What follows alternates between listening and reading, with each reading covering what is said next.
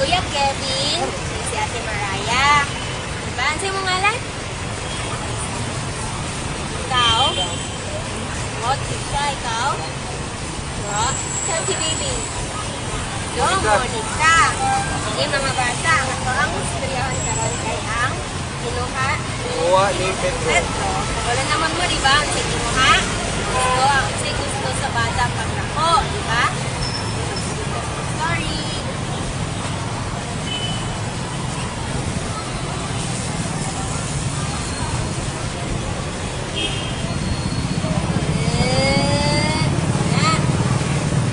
Si Pedro. Bata pa lang si Pedro. So, una gayon si Pedro mumatag kesa sa iyang kanan o iyang mga isuon. Alas 5 pasabuntag, panahog na siya sa ilang balay, nagkamay nga kukayag aron mangbidyo sa kalikod. Senator, Pedro. pagtungan pang pang-video, nagpinaninin sa iyo sa panaderia dito sa Pinoy. Dahil magpalit siya upan sa mamahaw. Ang iyang kwarta gamay na paano. Hindi mo na mapakaw sa iyang kanan. Ma sila kaisuon. Usahay, hindi na siya mabahinan sa kaon sa ulan sa pamahaw. Kaya yan mo ipalakihan sa sila kamangkuran. Kapag kumain pa mga tao, magdali na si Pedro Macau, araw makauna sa iyang pwesto sa Divisoria. Divisoria. Nakadiri Divisoria. Mauni si Pedro, yan nanay.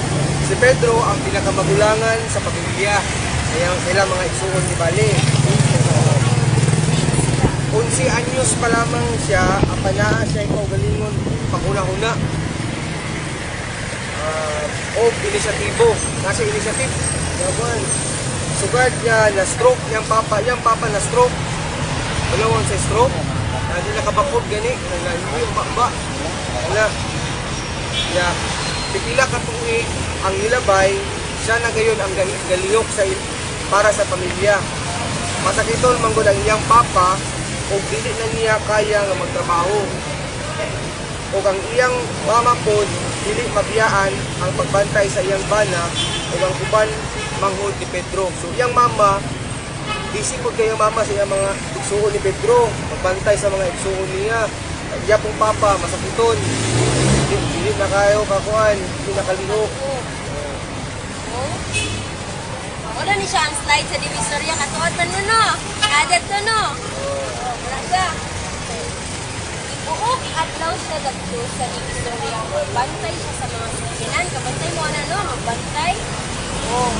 Mga sakyanan may nakaparada. Usahi pa, or extra o kwarta, lahakot siya o tubig para limpiyuhan ang iyang pinamantayang sakyanan. Medyo nagkagat ng tubig, tapos smooth na kayo siya kayo siya. Limpyo man kini ang sakyanan, ugaw, yan siya po yung pinagkakaibahan. Tapos ini, ugas ini, ugas ito. Apat usahay, dili manikayan nga naikuan bata niya mga amigo, nga ang gani o hanggat mula sa sila, mula sila. Sa uban mo kayo, kinahanggang sa okay na o rugby. Kaya na, Sino to rugby? wala ba na maayo? Maayo. Gani gyapon no? Pero nakaangko man si Pedro nga dautan kini nga pinakatan. Tungod kay dili siya kapatiguban sa amigo pag magtrabaho lang sa una. Hindi siya makapag-uban sa iyang karuga. Inainitan mo sa iyang mga amigo. Pero si Pedro, mapasagdan lang niya. Okay. So padayon lang siya sa iyang pagpalisamo. So si Pedro, nanisamot na si Pedro. Ugas. Ini sila nga mga garagbi. Katawan ni sila wa. Dili ka uban sa kanila. Pero sila wa sila trabaho. Dili sila gapaningkamot. Si Pedro gapaningkamot siya. Balag katawan siya. Diba? Good. Isang laga po nila. Divisoria gyapon ni diri sa dalan. So kada adlaw po gabantay o gapalimpyo ang tagtiya sa isa ka pick up nga sakyanan. Kita ang kuha nga pick up. Ini, ana. Dili gayon mabantay o kapalimpyo si Mr. Rancho. Ana si Mr. Rancho, usa na siya ka-empleyado dili sa kakuan kumpanya. Kung dili si Pedro na anda namang dunya ang bata, usahay hatdan niya og pagkaon si Pedro. Then snack pa kaha, balikan na niya ang iyang sakinan. Luoy manggod kaayo kay mahadlok pulihan o pwesto. Si Mr. Rancho, isa ni siya ka-empleyado sa dako na kumpanya. Dako-dako po diyang pwesto dito. Ngunit si Mr. Rancho, nagkaon. Si Pedro man ang pantay sa isang yan. Sugat. Nalawan ni Mr. Rancho, upaw na tuloy nito. Buwang naman pa. Sugat. Good.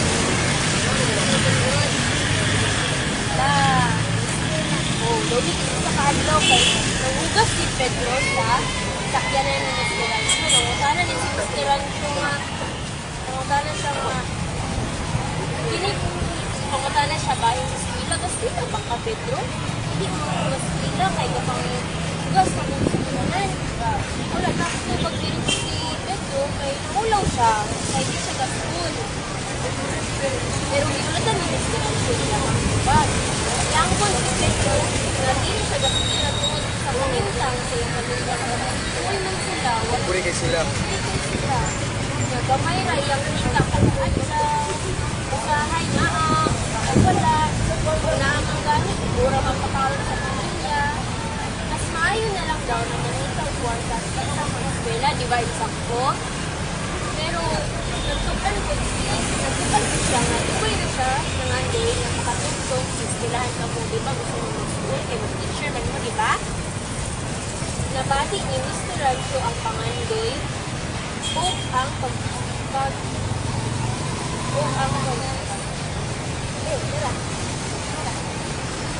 panggandoy sa bata. Waon ni Pedro, waon niya pagkuha na ko ni Mr. Rancho si Pedro para may boy silang balay. Kinakakitang balay niya ng Mr. Rancho. Dato ka na siya. Oo, dato kayo. Si Pedro, nawang magsakiman silang kasyanan. Ay pang-review sa malibot sa iyang balay.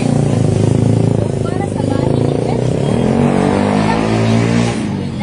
so, pang-review sa balay, pagkagabi, pagkamunta, pag-spilan, wala kayo ng sayang-sayang si Pedro sa hayang ni Mr. Rancho. Iya kining gidawat, tungan na kayo lang niyang pangandoy na makatungtong sa eskwelahan. Tungod kay, dati man siya nagtrabaho sa ilang Mr. Rancho sa eskwelahan, kada Sabado, Domingo siya gawian sa kada ulit niya, nakadalag yun sa Pedro para sa pamilya. Kanya naman siya sweldo, di ba? Kaya trabaho naman siya sa ilang Mr. Rancho. Sunod. Dilipas ang taas nga panahon. Nakahuman gayon og eskwela si Pedro sa college. Diniyo, Xavier. Grabe ang iyang pagtuon o pagpaningkamot aron dili mawagtang ang iyang scholarship nga gihatag kaniya. Si Mr. Rancho pod nalipay po siya. Kanakauman na gayon si Pedro. Pilit po siya aning bataa wala gyud nagpadani sa dautan ng mga rugby. Wala gyud sila nagkuha na kay nalingkamot po siya nga dili na sila magpupuri di ba ni. So, iuman niya ang iyang pag-eskwela o isabayan pa sa iyang pagtrabaho aron suportahan niya ang iyang kaugalingon. Nalikamot si Pedro nga makaumot. Nabaho siya, nagsisila siya, iyang kwarta nga iyang studio, kaya yan yung iyang isip, Yang itigom. iyang itigom, kaya nakabalik sa pagkaon para sa pamilya. Kagagan mo yung kayo sila, di ba? Sila to sila kabuo? Sila sila kabo. 6. Good. Ngayon, wala na tubay na makita na si Pedro sa trabaho. Diba? Kayo man naman sa skila, makita sa trabaho. So, pag pinakaunan yung mga Pedro, yung pamilya, kasi sa kapatid mo, baon ng mga kanina para sa edukasyon, iba-iba. Noong iniyang pagkuhan, kada kanina, aron maahon ng iyang pamilya o matagaan yung pinirong maayo ng pamilya. Sa pagpili niya, nakita niya ang iyang mga amigo niya sa una o siya nagbuoy sumot kay kung unsa ilang ihip sa una, taon gihapon ang ihipay nila karon. Mga dagko na sila, mga dagko na sila, apan pangkay na gihapon. Nakulit sila magpakasunod. Nakahunang-una si Pedro nga taas sa diaybig lang natin sukat sa bata sa siya. Kaningkamot o pangandoy na Diyos ang mga tingog sa kami.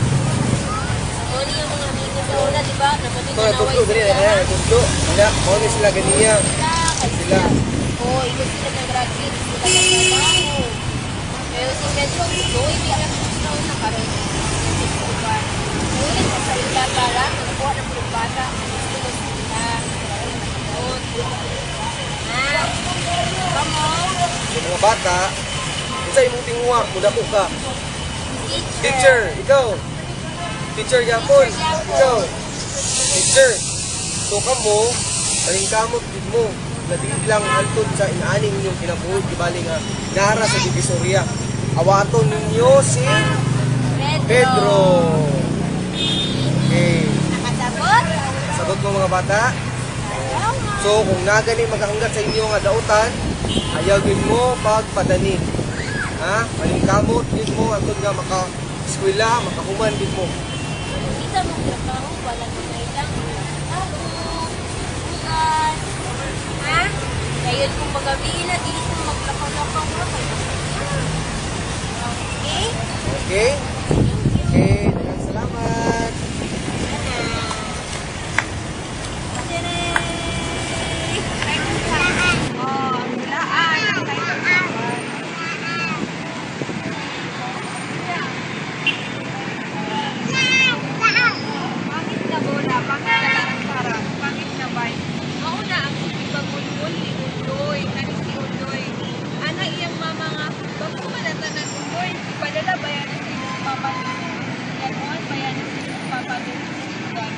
Pero murang walay na ito pagaling sa tao kapalit na daw yung mga daan, hindi siya ganahan sa yung mga daan na ito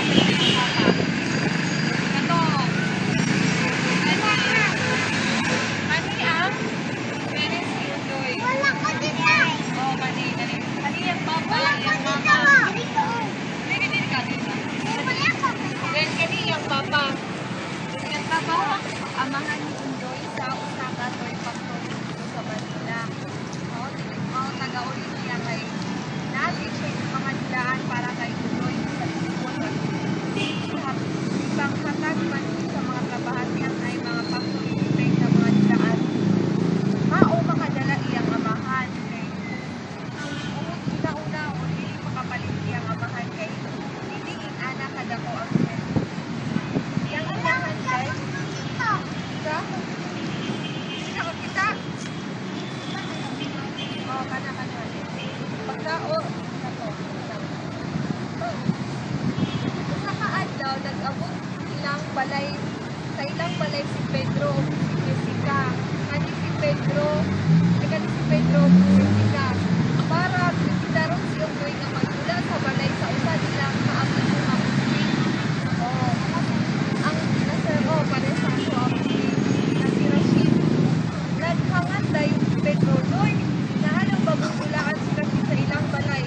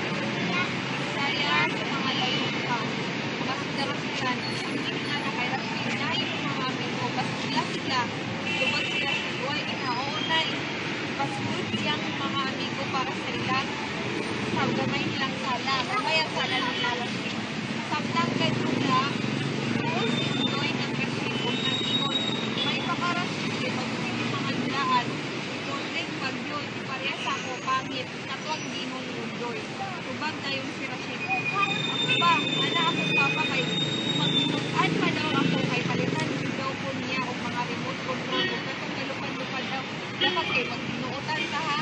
Kung magbinuotan ka sa imong kuan, okay? Palitan ka og mga bago na kuan. Na, ikaw ang kuan. Ay, ikaw ang magpasok na.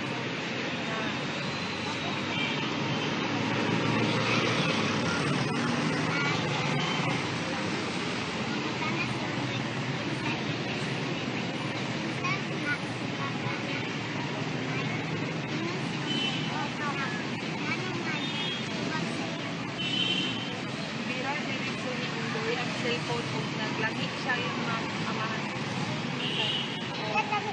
Oh, ayan. Tara. Bye.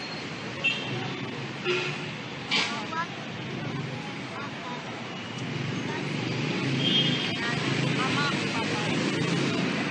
M. Unsay imong ipangalan sa ilaha? Pangutana sa ilahan ni Junior. Salamat, Nay. Nay. Batik iyang ngalan, sama sa iyang mga panit, na ay namabati. Lipay kaayo ato nga adlaw si Junior, naanigid siya kauban tubig. Wala siya igsuot. Si Mananitay ug maningudong progress sa iyong hawa, dugay sa bumi, ang maligya o gulay sa Pugon Market. Walay kauban permi si Junior, labi na karong bakasyon. Okay na, sir. Hiring ni tanaw nga ito ko ba? Dito yung nakita yung kaugalingon. Kain. Tubig man ang tubig ba? Ang buwang-buwang ay rin, yung nasaipan niya nga, kining nga lain rin, sabi niya nga lain siya na rin daw. Uy, adunay lain na rin din sa tubig. Nanapod siya bukod sa baba, nga iya man yung siya, rabay iya po siya. Ganoon na siya nga, minakog na po siya, ganoon siya nga, palagi ba ilugo na ng bukong. Sa rin nga nasa subaoy. Kasada ba ang buwan na kumakaon? Karon kay ginakog man siya. Yang giaway ang galing nga diri para mailog niya. Kasi hindi niya kaway. Pagkat yung buko. Wasa ka. Kato man niya kaya niya nakita sa tubig para mailog. Para yung buko, yan nilakot dito. Agad pa sa tubig. Wala niya nilakot sa buko. Lumos na dito. Ibabaw sa gusto.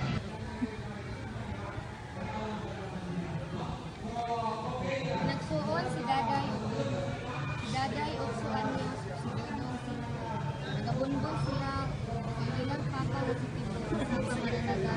Ilang mama na sinita sa balay lang o makatulog. Sa kaadlaw, nagpasabak si Daday o Dodong sa ilang papa aron tagaan o Tito kay magpalit sila o magbaon sa tindahan ni Nanang Talito. Nagpalit sabi ako ganina ki. Idaghan niya ito na ako, silpi sa iyang papa. Nalahi man ko kay pasalubungan. Na ilang silingan ko, paglawan na sa muli. Kada buntag, magbumba sa pagbakod si Daday o si Dudong. Aron makauna sa mga pasalubong sa iyang papa, masutang sa ibang sa muslim. Nang ilang mga makauna, sa muslim mo sa iyong nanay? Diba ang muskitero kay na may anak, ang diha gay butang ng papa ang makaon, kada maabot siya, ikan siya madagat. Kada buntag, muna ito daw nilang daday, bro.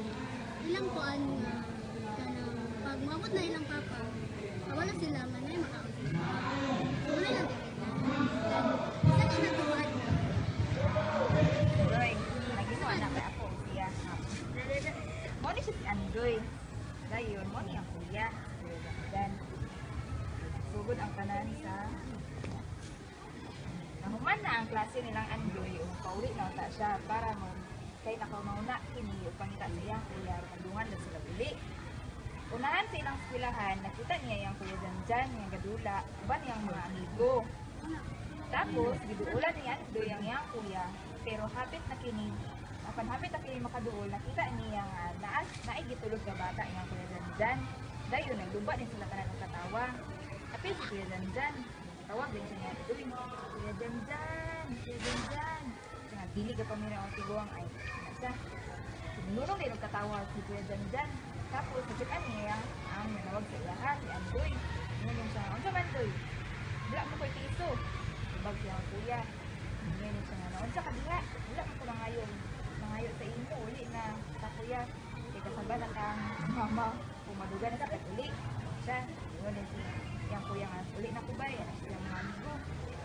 Dayon, yan ang gihingan niyang mangod nga, ikaw green call, paganit ka, naglaag na ka.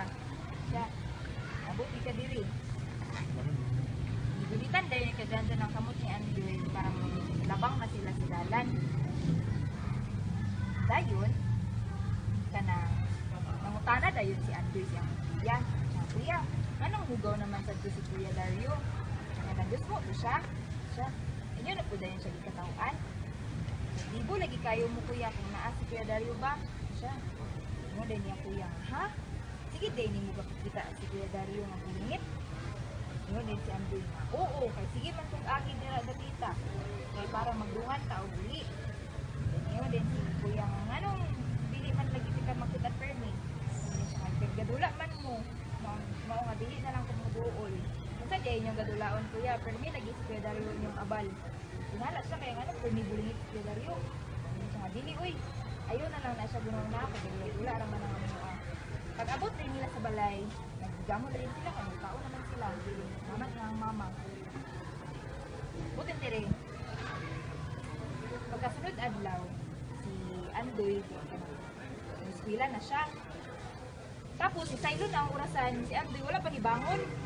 Nilang yoyo yung mama, Andoy, bakit? Kaya dyan si ang mama, kaya layos man sa Charlie, na nakutulong, mga Dayon, ingon din kong taga-barangay na itis.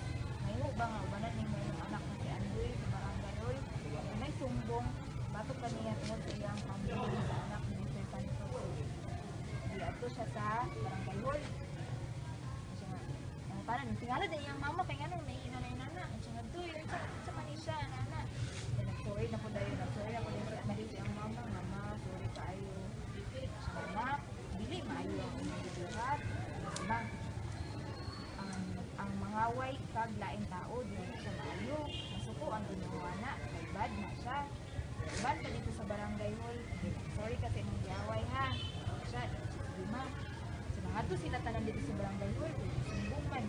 Ano din ang kalimutan ko ano dito ang taga-barangay. Sige, kanya mangyo man ang mama ni Andoy nga pasaylo ng inyong anak. Kaya nangayo naman siya o pasaylo sila Andoy. Dito sa katong bata ngayon hindi away-away. Naadya sila mga kuan, mga kondisyon, naging nga kanang kailangan nila sa lindot. So, para dili na maotro ang pangitabo nga, para dili na nila away ng bata. Una, dapat si Andoy, dili na dapat makitaan na mga away. Dili na nila dapat makitaan si Andoy ng away. Sunod.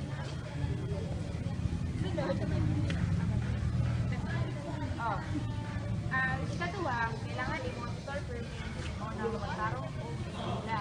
Kailangan nila mabantayan nila dapat si Andoy o yung ubang mga amigo para mabuan nila kung tatarong ba gusto nila o hindi. Na, sunod si Andoy nga, oo sir, siya, kuhaan siya, iguman siya, nagkakwaton. Sa kahala sila, pag-shake hands na mo, aron mo man na ka, salamat. Na, pag-shake hands na dayon si itong bata ngayon lang away-away, si Andoy, shake hands din sila, friends naman sila. Sorry naman si Andoy. Dayon, nalipay na dayon siya, nalipay na usap siya kasi nalipay na kasi Andoy, dayon,